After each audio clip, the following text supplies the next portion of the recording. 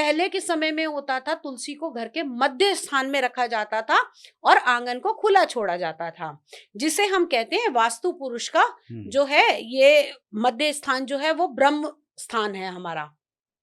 हमारी पूरी बॉडी को जो एनर्जी मिल रही है वो ब्रह्म स्थान से मिल रही है। एक बच्चे को जन्म लेने से पहले जो पूरी एनर्जी है, बॉडी का जो पूरा डेवलपमेंट है, वो कहाँ से हो रहा है? उसके एम्बिलिकल कॉर्ड से। और वो एम्बिलिकल कॉर्ड एक घर का ब्रह्म स्थान है जहां पर हम लगाते थे तुलसी। और तुलसी के अंदर वो एनर्जी होती है, वो किसी भी प्रकार की नकारात्मकता को खत्म कर सकती है। लोग आज कहते हैं जियोपैथिक स्ट्रेस है, जियोपैथिक स्ट्रेस होता है, लेकिन अगर तुलसी लगाई जाए तो वो जियोपैथिक स्ट्रेस भी कम हो सकता है। तो तुलसी को अब क्या करा हमने, सेंटर से निकाला, बालकनी में रख दिया। मानती हूं कि आज उतनी जगह नहीं है कि वॉशरूम को घर के बाहर बनाया जाए, जो तुलसी है वो घर के अंदर लगाई जाए, क्योंकि छोटे छोटे कई लोग तो 1 BHK में भी रह रहे हैं, एक रूम में भी रह रहे हैं, 2 रूम में भी रह रहे हैं, फ्लैट सिस्टम है। तो उसके लिए एक छोटा सा उपाय कर सकते हैं, किसी भी पूर्णिमा के दिन, या अगर पॉसिबल है तो हर महीने की पूर्णिमा के दिन आपको तुलसी का पौधा उठाना चाहिए, घर के मध्य स्थान में रखना चाहिए, वहां उसकी पूजा अर्चना करनी चाहिए और उसकी 108 परिक्रमा ओम नमो भगवते वासुदेवाय के साथ में करनी चाहिए। और कोशिश कीजिए कि हर एक परिक्रमा पे आप एक मीठा जरूर रखें, चाहे वो टॉफी हो, एक किशमिश का दाना हो, एक चने का दाना हो, कुछ भी आप मीठा उस समय रखिए और उस 108 परिक्रमा का वो जो भोग बना है उसे छोटे बच्चों में वितरित कर दीजिए।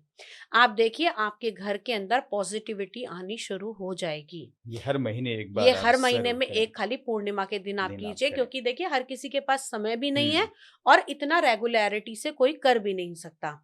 लेकिन ये महीने का अगर एक उपाय आपने कुछ महीने कर लिया तो मैं निश्चितता से कहती हूँ कि आपके घर के कलह कलेश कम हो जाएंगे।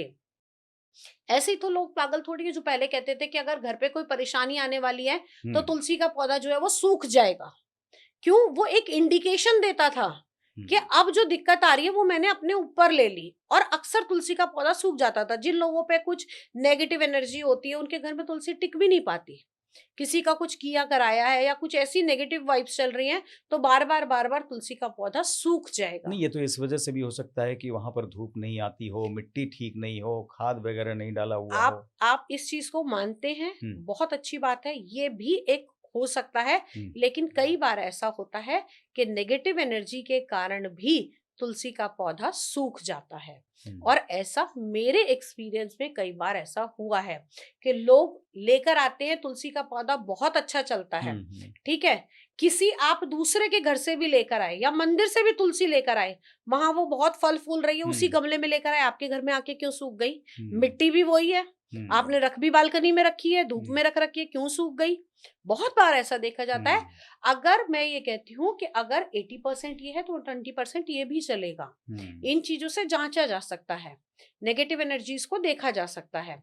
साथ ही क्यों कहा जाता है कि अगर उस तुलसी के पत्ते में इतनी श्रद्धा नहीं होती तो एक तुलसी के पत्ते के बिना भगवान विष्णु का भोग भी तैयार नहीं होता, उस भोग को ग्रहण भी नहीं किया जाता।